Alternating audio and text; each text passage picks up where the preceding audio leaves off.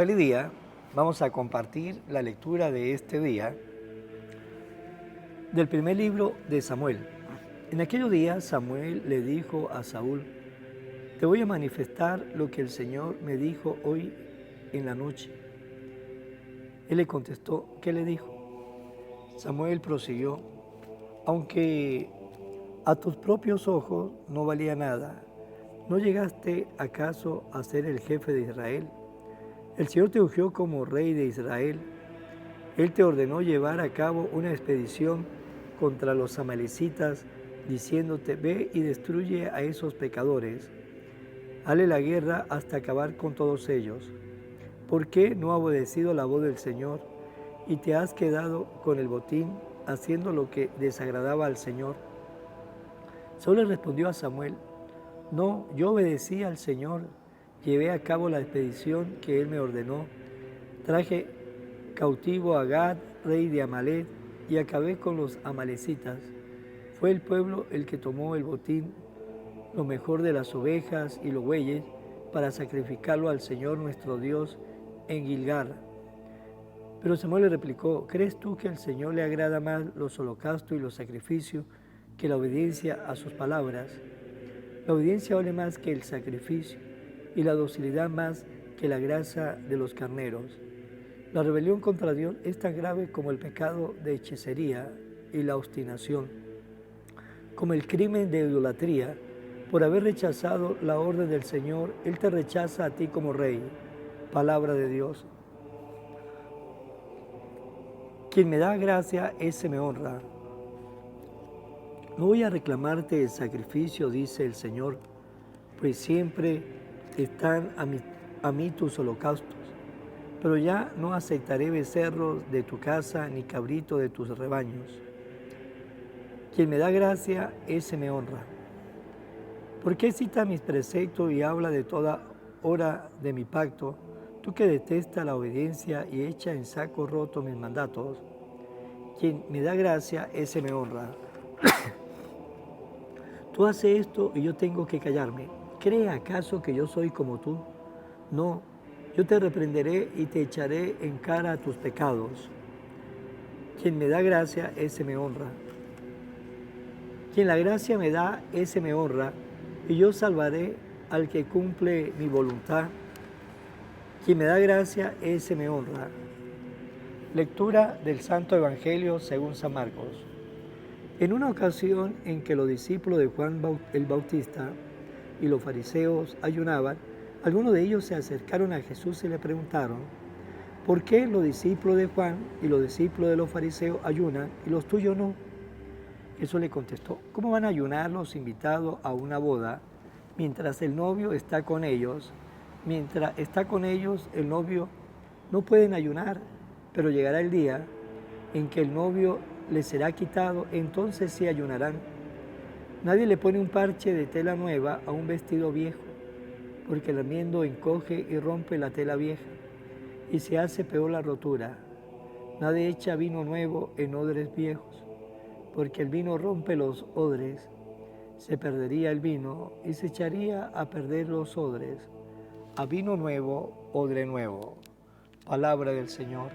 Gloria a ti, Señor Jesús. Hoy en el Evangelio nos dice que se le acercaron los discípulos de Juan el Bautista y de los fariseos porque ellos ayunaban, y algunos de ellos se acercaron a Jesús y le preguntaron: ¿por qué los discípulos de Juan, los discípulos de los fariseos ayunan y sus discípulos no ayunan? Pues ahí veremos cómo los discípulos de Juan el Bautista, los discípulos de los fariseos, estaban muy pendientes de Jesús, pendientes también de los discípulos. Los fariseos fueron los que estuvieron junto con los escribas, muy pendientes de Jesús para ver qué era lo que hacía, para criticar. Ahí están ellos viendo qué era lo que iban a hacer, qué era lo que estaban haciendo para criticar. Y eso no es sano para nosotros, no es sano para nadie. Estar pendiente de lo demás para criticar no es sano. Mientras menos sabemos la vida de los demás, es mucho mejor. Mientras menos sabemos, la vida de las personas es mucho mejor, porque mientras menos sabemos, pues no vamos a tener la inclinación a señalar, a hablar, a condenar, a criticar. Por eso es que no es bueno estar pendiente de los demás para ver qué es lo que está haciendo, y si vamos a hacer el bien, hacemos el bien porque vemos una necesidad y queremos solucionar o queremos ayudar a nuestra medida a sanar, a remediar esa necesidad, pero hasta ahí, no para mirar cómo camina esta persona, cómo habla esta persona, qué es lo que hace esa persona, qué es lo que está haciendo, lo malo que está haciendo, y de repente el que critica y señala casi siempre le pone más flores al matero de las que son. Por lo tanto, nos dice Juan en la primera carta, el que domina la lengua de verdad es un hombre, es una persona de verdad, es un cristiano, es un religioso auténtico, el que domina la lengua y no condena a nadie, mucho menos levanta blasfemia de la persona. Aquel que habla y condena a los demás, esa persona no es amigo de nadie, esa persona no es una persona para fiar, esa persona no es una persona para confiar, todo lo contrario, es una persona que tenemos nosotros que tenerle prudencia para hablar con esas personas, hablar lo que tenemos que hablar y no contar más, porque de esas personas no nos podemos confiar. Por lo tanto, seamos nosotros de esas personas que no estemos pendientes qué hacen o cómo lo hacen para levantar nuestra voz, pero no para levantar nuestra voz para solucionar, para hacer puente de amistad, para ser solidarios, sino todo lo contrario, como para dividir, como para sembrar cizaña. Esas personas muy fácil se le envenena su corazón, por lo tanto no son y nunca serán personas para confiar. Y Jesús se le presentó cantidad de veces ese tipo de personas que se le acercaba para llamarle y decirle, ¿usted por qué está haciendo esto en el día de hoy? Pero ¿por qué sus discípulos no ayunan? ¿Por qué? ¿Por qué usted cura el día sábado? ¿Por qué?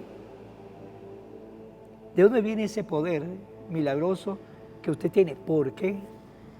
Es decir, muchas personas tenían sus ojos enfocados en Jesús para señalarlo y buscar la manera de cómo hablar mal o de cómo hacerle mal a Jesús.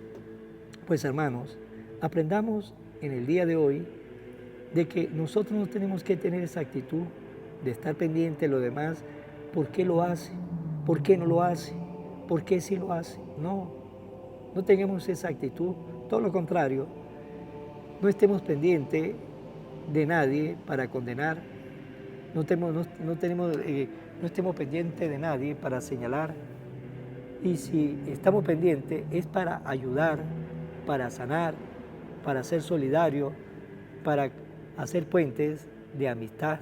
Pues hermanos, vamos a terminar esta reflexión en mano de María. Oración a la Virgen María.